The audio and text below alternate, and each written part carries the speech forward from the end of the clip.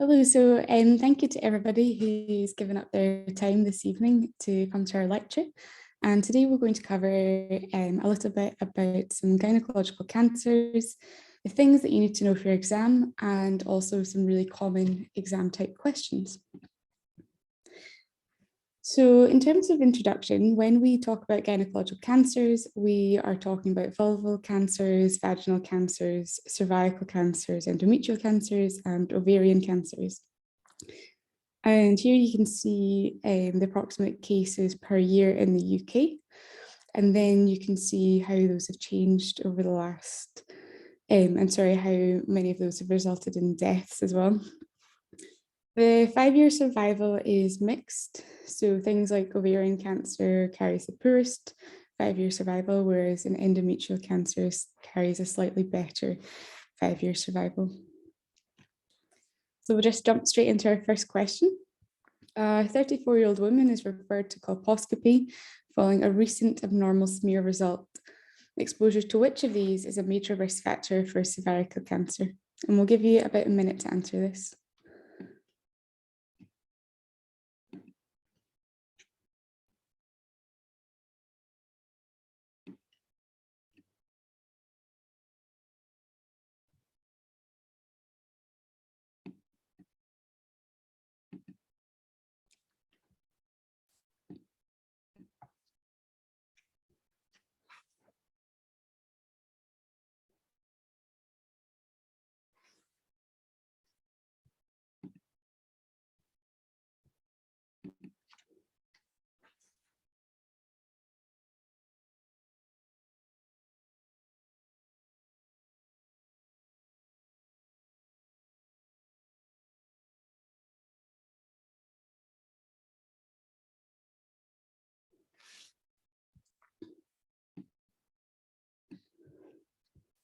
Good.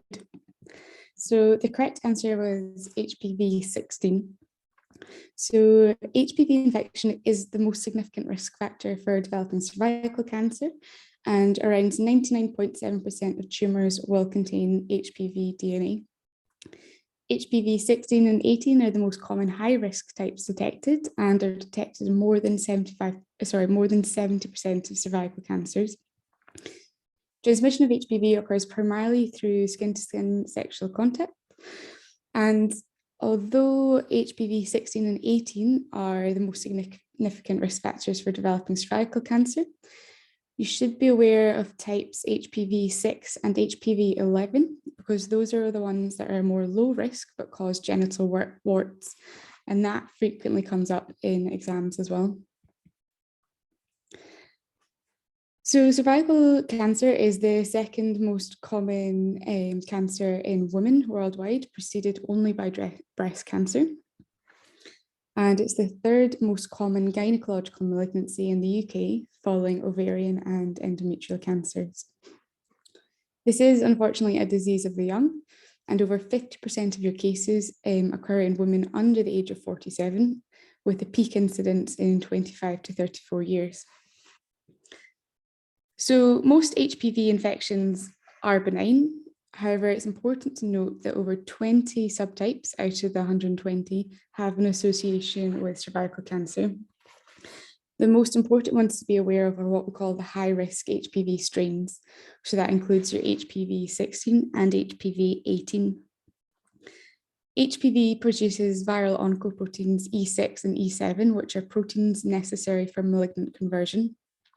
So E6 degrades tumour suppressor factor 53, whilst E7 interacts with the retinoblastoma protein RB. And both of these oncoproteins then become integrated into the host genome. These viral oncoproteins are associated with high-risk HPV types like HPV and 16. And like we discussed earlier, HPV 6 and HPV 11 are low risk and associated with genital warts. So risk factors for developing cervical cancer include HPV infection, age, so sort of peak of 25 to 34 years, but predominantly in patients under the age of 45, multiple sexual partners, and early onset of sexual activity, so specifically those under 18 years. smoking, immunosuppression, and long-term use of hormonal contraception. And by long-term, again, we mean more than 8 years. So abnormal bleeding is the most common symptom worldwide, the most common symptom that women experience.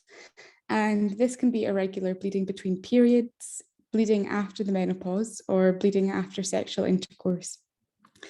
Abnormal bleeding tends to suggest more advanced disease, and some women may actually be asymptomatic in the early stages. Other symptoms could include a purulent vaginal discharge. Less common symptoms could include a cervical mass or cervical bleeding picked up on vaginal examination.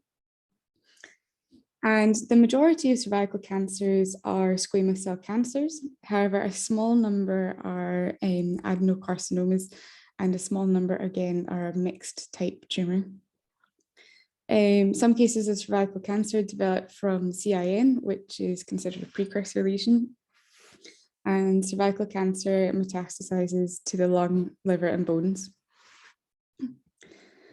So when we talk about cervical intraepithelial neoplasia, it can be classed.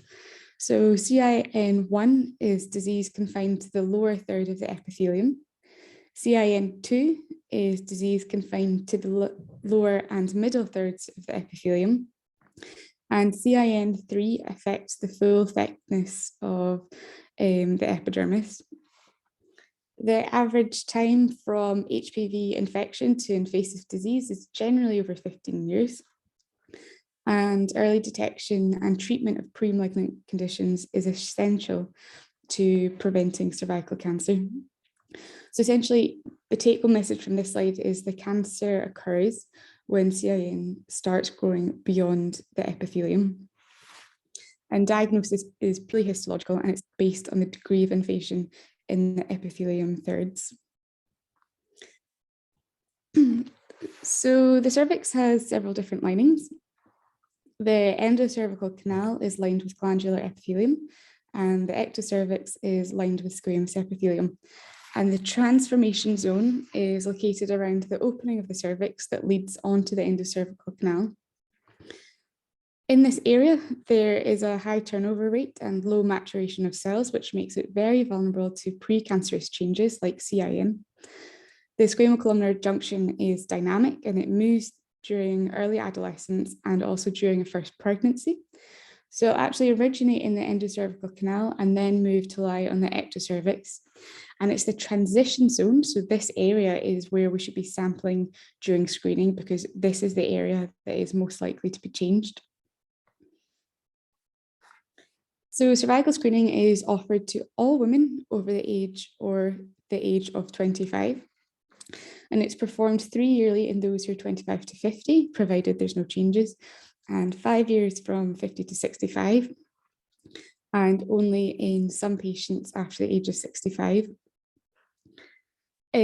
The reason that some patients over the age 65 may still be eligible for screening is if they've had a history of CIN1, CIN2, or adenocarcinoma in situ.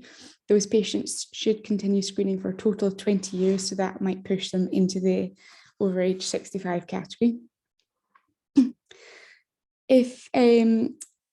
So the statistics vary, but screening has been associated with a 40 to 80% reduction in cervical cancers in women of different ages. And the greatest reduction has actually been seen in slightly older patients. Cervical screening essentially looks for HPV and for any changes. If patients have abnormal cells, then they're referred for colposcopy. And we now use a liquid-based cytology, and that has reduced the number of inadequate smears. So for example, if a patient has 2 inadequate smears, they're then referred to gynaecology, but hopefully this should begin to reduce our numbers and reduce the numbers of women who are having to be re-referred. So now we lead into our second question. A 52-year-old woman has attended a cervical screening appointment. The results of the liquid-based cytology are as follows. Moderate dyskaryosis observed within the transformation zone. What is the most appropriate next step in the management of this patient?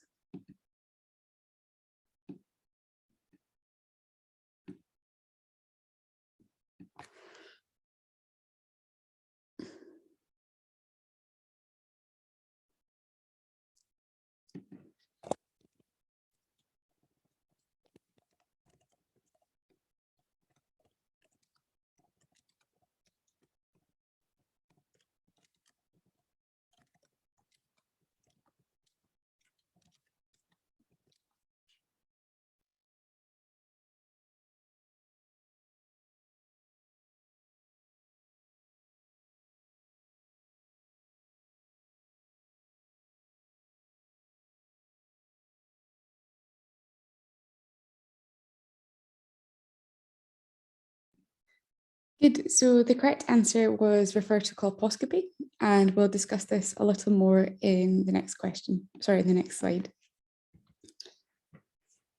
So when we're talking about the results of cervical screening, if the patient has an inadequate smear, that means they will need to come back for a repeat smear and to be able to treat any infection or as soon as is technically adequate. If a patient has 2 inadequate samples, then they will need referred for colposcopy. So if a person has a smear which comes back as borderline or mild CIN1 dyskaryosis, then the sample will have an HPV DNA test. If that is positive, then that patient will also go to colposcopy. But if it is negative, then they can return to normal recall. And again, if it is inadequate or unreliable, then they will need a repeat smear or an HPV test in 6 months. Moderate, so CIN2, or severe CIN3 dyskaryosis is much easier to remember, and those women will all get referred to colposcopy. So when do we actually refer people to hospital? So we refer them if they've had an inadequate smear on 2 occasions. We would refer them if they've had a borderline smear, but they're also positive for the high risk HPV. So HR HPV is just high risk HPV. They get referred if they have mild dyskaryosis and they're also positive for HR HPV. And they would get referred if they had moderate or severe dyskaryosis. So essentially, when they're actually undergoing colposcopy, the cervix is stained with a variety of different stains, and they're looking for the vascular pattern, and they're looking to see what color it is. So the next question. A 28-year-old woman is attending a colposcopy appointment following her borderline smear test, which tested positive for HPV DNA. If there are any abnormal cells within the transformation zone, what color will they stain following an iodine solution stain application?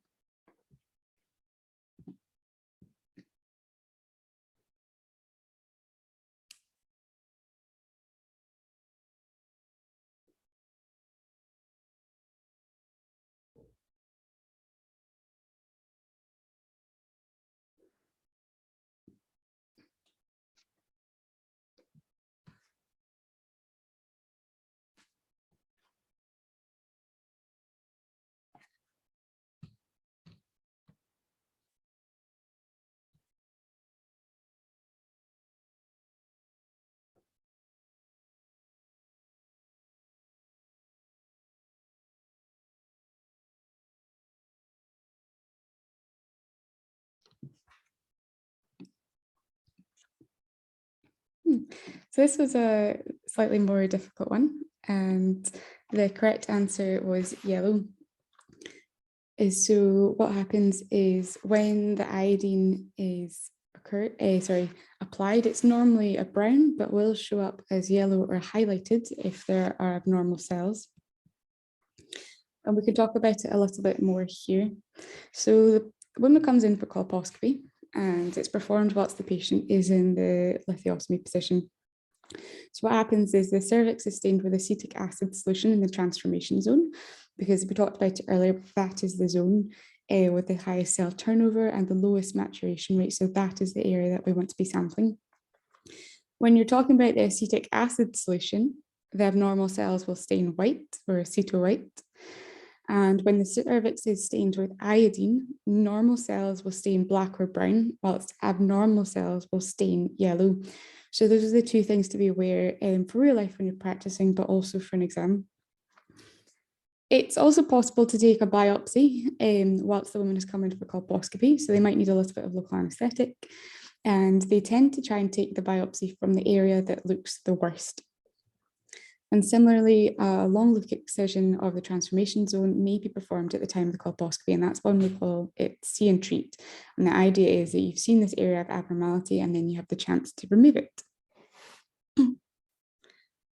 Long look excision of the transformation zone, essentially, so it removes those abnormal cells from the cervix, but it does so by using a thin wire loop that's heated and with an electric current.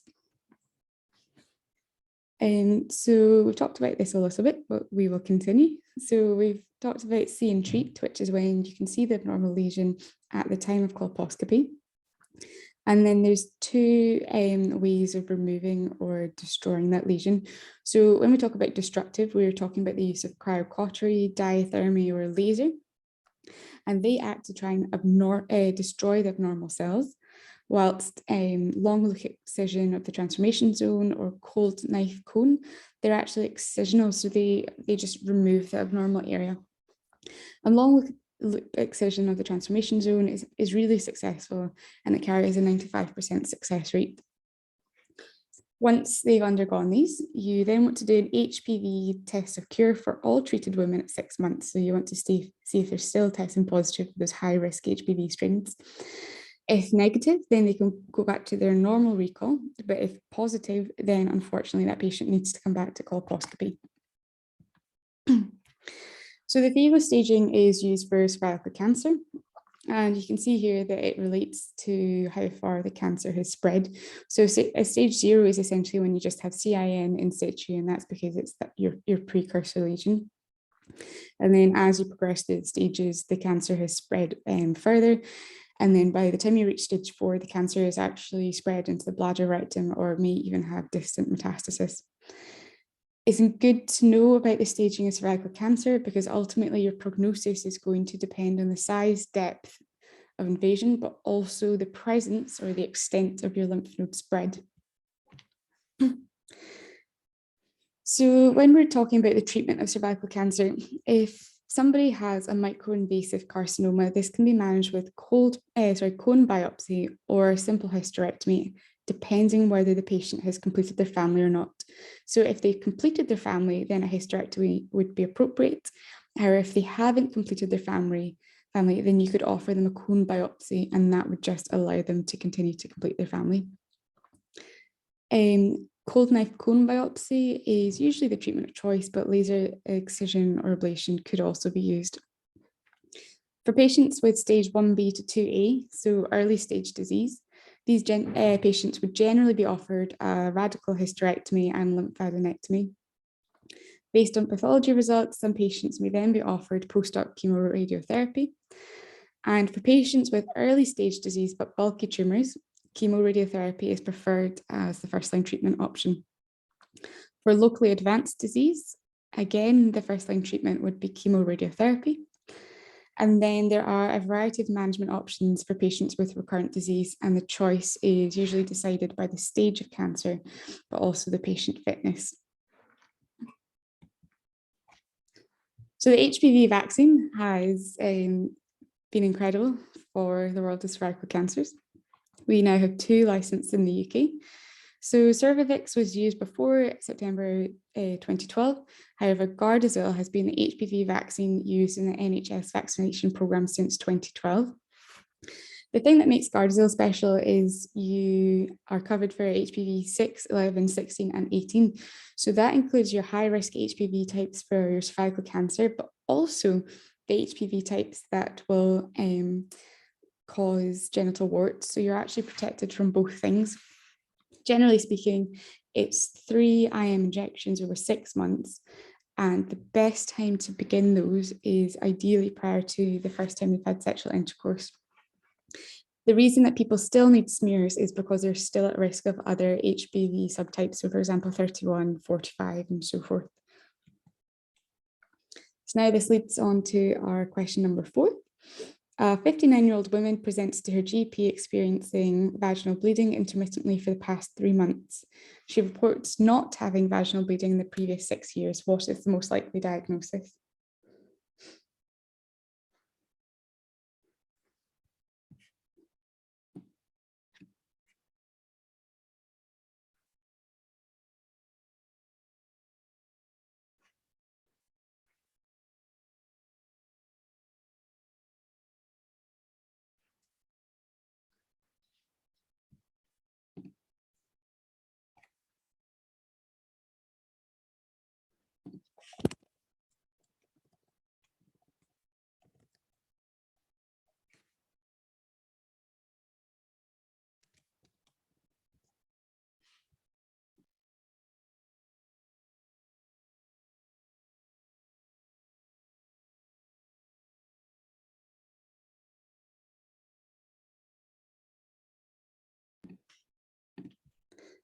Okay, so the answers were mixed, but the correct answer was vaginal atrophy.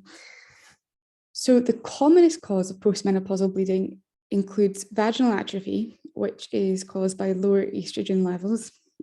And this is because the vaginal walls become thin and dry and inflamed, and this can lead to painful intercourse, urinary symptoms like increased frequency and bleeding. Things that can help with vaginal atrophy include vaginal moisturizers, water-based lubricants, and avoiding perfume soaps. So postmenopausal bleeding should be taken seriously. However, cancer is not always the most common cause, so only accounts for about 10%.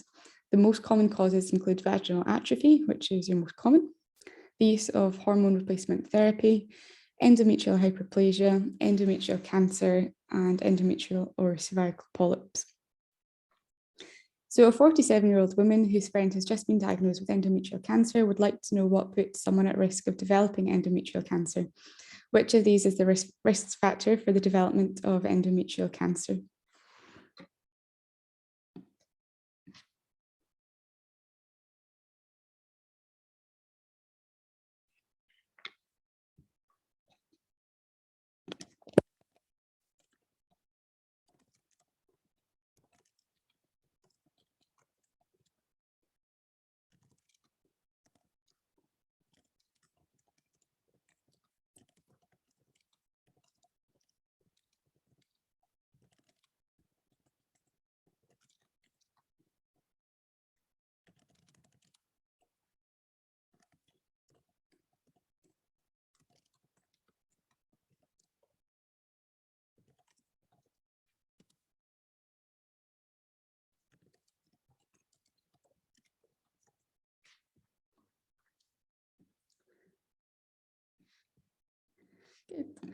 Good. So the correct answer was actually diabetes.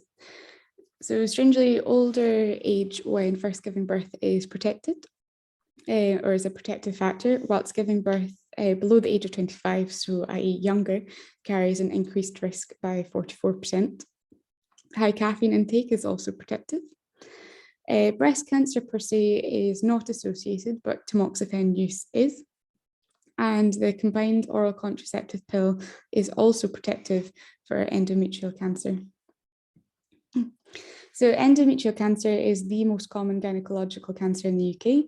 It mainly occurs in postmenopausal women. So 93% of cases occur in women aged over 50.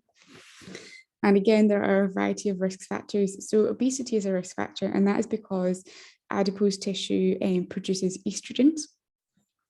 Obesity is also associated with an increased incidence of endometrial cancer, but also a poorer outcome. Polycystic ovarian syndrome is also a risk factor, as is never having a child, starting your periods early, or having a late menopause. Unopposed estrogen hormone replacement therapy is a risk. However, if a woman takes an HRT that also has progesterone in it, then this reduces the risk.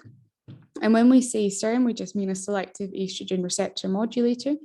So things like tamoxifen are a risk factor, as is diabetes. And it's important to note that diabetes and obesity they're not actually hand in hand. So it's an independent risk factor itself. So endometrial cancer is most commonly seen in postmenopausal women. However, it's important to remember that around 25% of your cases will occur in women who have not yet undergone the menopause. And like we discussed earlier, most postmenopausal bleeding is not caused by an endometrial cancer, but around 10% of those with postmenopausal bleeding may have endometrial cancer. The majority of endometrial cancers are adenocarcinomas, and this spreads, so they may spread to the cervical stroma, the fallopian tubes, ovaries, and vagina. They may also spread to the pelvic lymph nodes and para-aortic lymph nodes. They may metastasize to the bladder and rectum, and distal metastasis may include the inguinal lymph nodes, abdomen, omentum, and more distant organs like liver and bones. So when we think about the pathology behind endometrial cancer, endometrial hyperplasia is an abnormal proliferation of the endometrium, and it's most commonly caused by excess estrogen without progesterone. Some patients with endometrial hyperplasia may then go on to develop endometrial cancer, and it most commonly occurs in patients who are mid-50s and those with a BMI greater than 50. It is also one of the most common causes of abnormal uterine bleeding. Endometrial hyperplasia can be classed as simple, complex, or atypical, depending on the level of atypia seen. And again, the majority of endometrial cancers are adenocarcinomas, but it's important to recognise the other 20%, which could include papillary serous, clear cell, and carcinosarcoma. Sarcomas of the endometrium do exist, but they are rare. So like we discussed earlier, endometrial hyperplasia is when you have this abnormal proliferation of the endometrium, and it is technically a precursor for endometrial carcinoma. So hyperplasia without atypia is less worrying, and it carries a less than 5% risk of progressing to cancer. However, when you have atypical hyperplasia, that's when we actually consider this to be pre-malignant. So simple endometrial hyperplasia without atypia can be managed with high-dose progesterones and repeat sampling in around 3 to 4 months. And you can give these high-dose progesterones via like a levonorgestrel IUS system. However, if a patient has atypical hyperplasia, then the treatment for that would be a total hysterectomy with a bilateral salpingo-oophorectomy. The bilateral salpingo-oophorectomy can be offered as well for postmenopausal women. And again, if there's no atypia, the watchful waiting and progesterone treatment. Okay, so our next question. A 64-year-old woman with a history of type 2 diabetes presents the GP with a 2-month history of vaginal bleeding.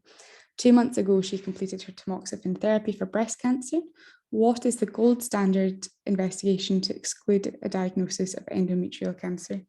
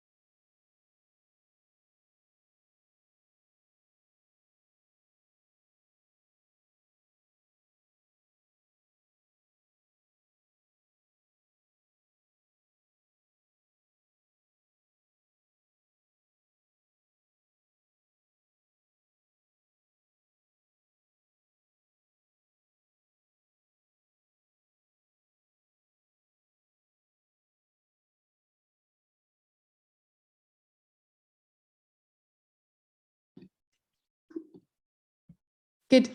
So the gold standard investigation is a hysteroscopy, and it's important to recognize the difference between first-line investigation and the gold standard investigation. First-line investigation would be a transvaginal ultrasound, and essentially you'd be looking for a normal endometrial thickness, i.e. less than 4 millimeters. The gold standard would be a hysteroscopy, and this would allow you to take an endometrial biopsy, which would confirm or exclude your diagnosis. Hysteroscopy can take anywhere between 5 and 30 minutes, and a local anaesthetic may be used to numb the cervix, or alternatively, some patients may actually be put under a general anaesthetic.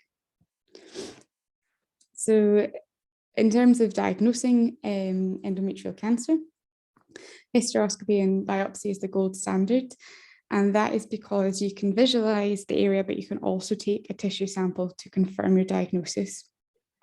And then a transvaginal ultrasound is the first line investigation, and that is readily available. It's quite quick to perform, and you would want to use 5 millimeters as a cutoff for your endometrial thickness. Sometimes endometrial cancers are divided into 2 types. So type 1 cancers are the most common type, usually adenocarcinomas, and are linked to excess estrogen in the body. So this type tends to be more slow growing and less likely to spread. Type 2 cancers are not linked to excess estrogen, and these can include things like serous carcinomas and clear cell carcinomas. And they're generally faster growing and more likely to spread. So these patients often require an MRI pelvis and a CT chest abdo-pelvis for staging purposes. So again, fecal staging is used for endometrial cancer. So stage 1 is when it's confined to the myometrium. Stage 2 is when they're spread to the cervix. Stage 3 is when the cancer is spread to surrounding organs. And stage 4 is when the cancer is spread to organs like the bladder or bowel and distant metastasis. And it's important to realize how that affects your 5-year survival rate. So when you have stage 1 disease, you've got a really good 5-year survival rate of 80%. And by the time you've got stage 4 disease, unfortunately, that 5-year survival rate really decreases. So surgery is always really the first line if the patient is fit enough. And that would include a hysterectomy and bilateral salpingiectomy. And medical management includes the use of progesterone or radiotherapy. You can also use adjuvant radiotherapy if there's a high risk of recurrence, so either brachytherapy or external beam. And adjuvant chemotherapy may be offered for advanced cancers, so the stage 3 and stage 4 cancers.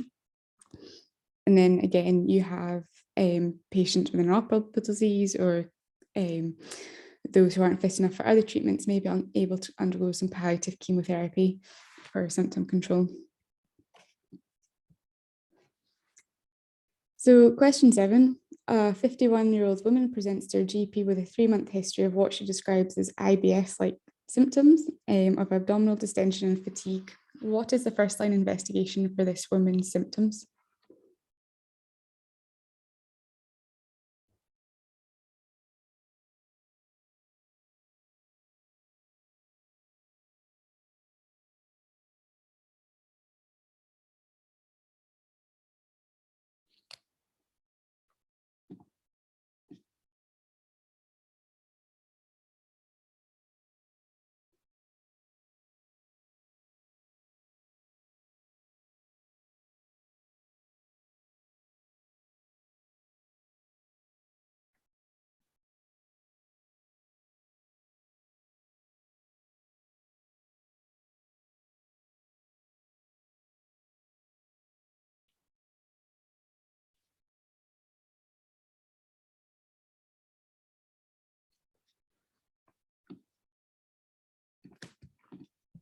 Good, almost everybody got this answer correct. So CA125 is a useful blood test for investigation of ovarian cancer. It's important that patients over the age of 50 with new IBS symptoms are worked up to make sure that they don't actually have ovarian cancer. So serum CA125 is elevated in more than 80% of patients with advanced stage ovarian cancer. However, it's not quite as elevated in as many patients with sort of earlier stages of ovarian cancer. It is important to remember that CA125 levels can also be raised in a variety of non-malignant conditions, such as endometriosis, appendicitis, ovarian cysts, but also other malignant conditions like pancreatic cancer, breast cancer, lung cancer, and gastric and colon cancers. So ovarian cancer is the second most common gynecological cancer, but it is the most common cause of gynecological cancer death. Unfortunately, the symptoms of ovarian cancer can be very vague and nondescript. So many patients already have more advanced disease at the time of diagnosis, and that is why we call it a silent killer. There are a variety of protective factors such as pregnancy, breastfeeding, and the oral contraceptive pill. But the risk factors for developing ovarian cancer include not having a child, genetic predispositions, so those who carry the BRCA1 and BRCA2 variants, hormone replacement therapy, and smoking in particular is a risk factor for mucinous ovarian cancer. So like we discussed, ovarian cancer has very few symptoms and they're all relatively non-specific. So patients might develop abdominal swelling, mild abdominal pain, they might lose their appetite, and they might experience nausea, vomiting, weight loss, and a change in bowel habit. And it's important to remember that new IBS symptoms in a patient aged over 50 is a red flag. So like we discussed, an elevated CA125 might be seen in around 80% of advanced cancer cases, however, only 50% in stage 1 disease. Given it's also raised in so many other malignant and non-malignant conditions, it's really not very specific at all. So your risk of ovarian cancer is also more increased if you carry the BRCA gene. BRCA1 carries an increased risk compared to BRCA2. A BRCA1 gene carries a 65 to 79% lifetime risk of developing breast cancer and 36 to 53% risk of developing ovarian cancer before the age of 80. Patients with BRCA variants can start breast screening earlier. However, there is no effective screening method for ovarian cancer. Patients can, however, undergo risk-reducing surgery. And in terms of ovarian cancer risk, this could mean offering your patients a prophylactic bilateral self-hysterectomy. So this slide highlights the types of ovarian cancer. More than 90% are epithelial cancers, of which the serous type is the most common. Mucinous cancers tend to be associated with younger women, so those aged 30 to 50. Germ cells are most common in patients aged under 35 years and present as a rapidly enlarging mass, which can cause considerable pain. They may also rupture or undergo torsion. And a sex cord or stroma tumour can be malignant or benign. So pure stromal tumours include fibromas and thecomas. Pure sex cord tumours include adult and juvenile granulosa cell tumours. Mixed sex cord stromal tumours include the Sertoli Leydig tumours. And granulosa cell tumours are the most common group in this group and are malignant. So here's some important things to know for exams. Smoma bodies are microscopic calcifications. So when you look at them, they actually resemble a grain of sand and they have an onion-like appearance. And their function is to halt the growth of cancer. They're found in papillary thyroid cancer, but also in papillary serous cystadenocarcinoma of the ovary, which is one of the most prevalent types. Mucin vacuoles and pseudomyxoma peritoni are found in mucinous cystadenocarcinoma. And remember that mucinous ovarian cancer is often associated with younger women, so those in the sort of 35 to 50 age group. And germ cell tumours secrete LDH, AFP, and HCG, so they should always be measured in women aged under 40, as they're much more common in this group. So we can talk about some benign ovarian tumours, and we can class them into non-neoplastic, whereby they won't turn malignant, and neoplastic, where they have the potential to turn malignant. So follicular cysts are often known as benign ovarian cysts, and they're essentially fluid-filled pockets of tissue. They arise in the first half of the cycle from secondary follicles that fail to ovulate. And corpus luteal cysts result from when the corpus luteum fails to regress following the release of an egg. Pathological but benign cysts include endometrioma. So the key word you're looking for in your exam is chocolate cysts. And these cysts are composed of endometrial tissue that grows on the ovaries. So you'll see them in endometriosis. Again, polycystic ovaries contain large numbers of harmless follicles, and the buzzword for your exam is a string of pearls on the ultrasound. Polycystic ovaries is one of your Rotterdam criteria for polycystic ovarian syndrome, but to actually have the full syndrome, you would need the other Rotterdam criteria, which include oligo and ovulation and physical or biochemical evidence of hyperandrogenism. So then you move on to the neoplastic group of ovarian tumours. So these are the ones that have the potential to turn malignant.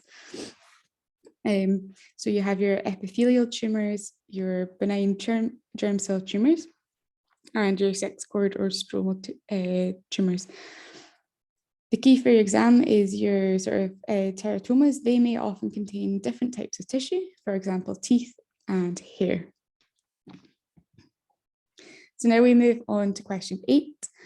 A 48-year-old woman presents to the hospital with rapidly progressive shortness of breath and abdominal distension following a recent blood test that showed a raised CA125. On examination, tense ascites is present, and a chest X-ray demonstrates a left-sided pleural effusion.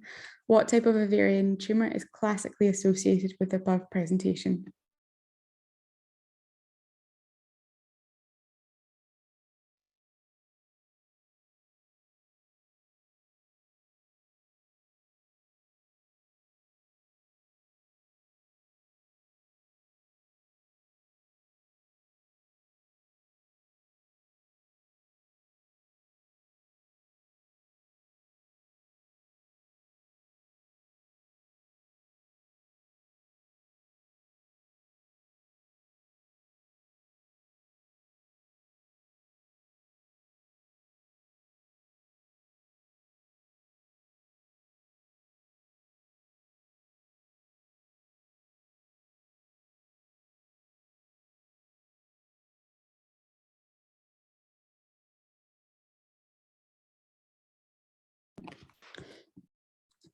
Good, so the majority of people got this correct, and we'll discuss it more in the next slide. So Meeks syndrome is one of those things to know for your exams. So essentially it's a triad. So it's a triad of a benign ovarian tumour, and this is most commonly a fibroma, ascites, and pleural effusion. It is very rare, but the most interesting part is the syndrome normally resolves when the tumour is removed. It's important to still remember your differentials though. So for example, one of your main differentials is malignant ovarian cancer, because this is often associated with ascites, but less so with a pleural effusion in lesser pulmonary mets. So NICE have quite a good guideline recommending what GPs need to do in terms of investigation of ovarian cancer. So essentially, investigate all women, but particularly if they're aged over 50, with any of the following. So this includes abdominal distension, or a patient might come in with bloating. Patient might come in because they've reduced appetite, or they've got sort of mild pelvic abdominal pain. They may even just have increased urinary urgency or frequency, so pay attention for the urinary symptoms that they're complaining of. Or they might just have generalized IBS symptoms.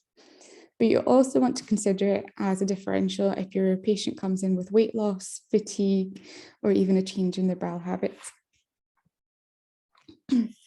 So what the guidelines actually recommend is the first line test is a CA125 test, especially if they're aged over 50, especially if they've had symptoms for more than 12 months, and especially if they've got IBS-like symptoms. If the CA125 comes back and it's elevated at greater than 35, then you'd want to refer this woman for an ultrasound. And then again, look for any causes, other causes, if your CA125 and your ultrasound are normal. So the risk of malignancy index is a risk stratification tool for patients with suspected ovarian cancer. And what it does is it combines the menopausal status, ultrasound score, and the serum CA125 level. And any patient with a score greater than 250 should be referred to gynecology for a further investigation. And then again, what a surprise, we also use FIGO staging for ovarian cancer. Again, it's related to the spread of disease. And disease contained to the ovary or ovaries has a 90% 5-year survival. But similarly to our other types of cancer, as the stage progresses, the 5-year survival becomes much poorer. And the really important thing to note with ovarian cancer is that the 5-year survival for a patient with stage 4 cancer is really, really poor. So it's only 5% at present. So when we're thinking about the management of ovarian cancer, surgery is generally required for histological diagnosis, stager, and tumour debulking, and should be offered to all patients who are fit enough to undergo surgery.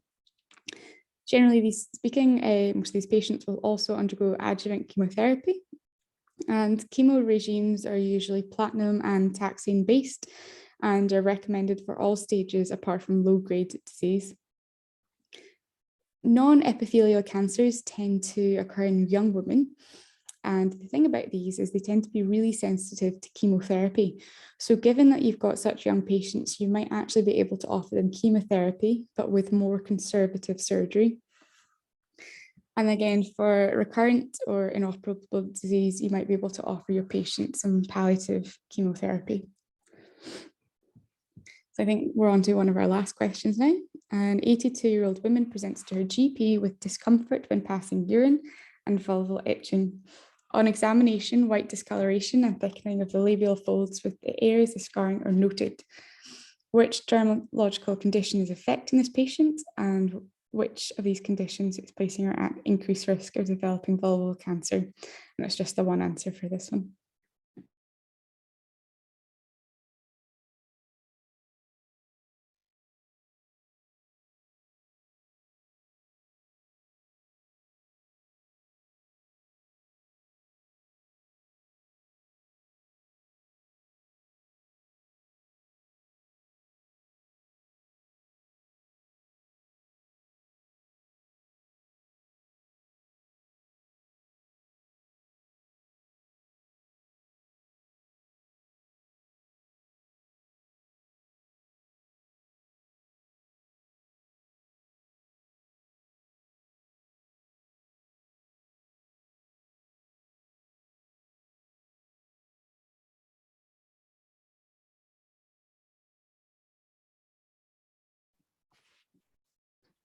Good.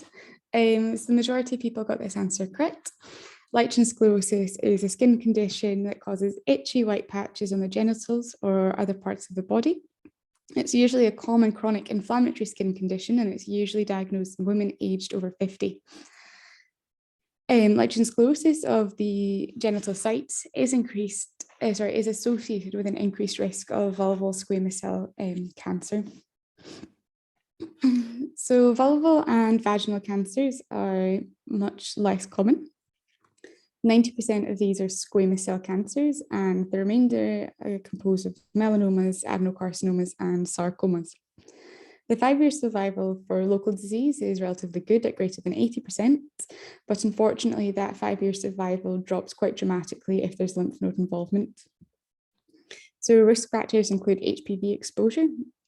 So HPV 16 is most strongly associated, smoking, lichen sclerosis, increasing age, and immunosuppression. Vulval cancer predominantly affects elderly women and is really, really quite uncommon in patients under the age of 50. So the main treatment options include surgery, radiotherapy, and chemotherapy. However, surgery usually forms the mainstay of treatment, but it's important to remember that when you are pursuing a surgical approach, you need adequate resection margins of at least 1 centimetre. And the surgical options are essentially dictated by how far the cancer has spread and how much you need to remove. So a radical wide local excision is sort of on the less extreme scale of things. However, a complete pelvic exenteration reconstructive surgery is a much bigger procedure. So thank you very much for having me speak today. And thank you to Salva for all of our hard work organising. I think we're probably okay to stop the recording just there.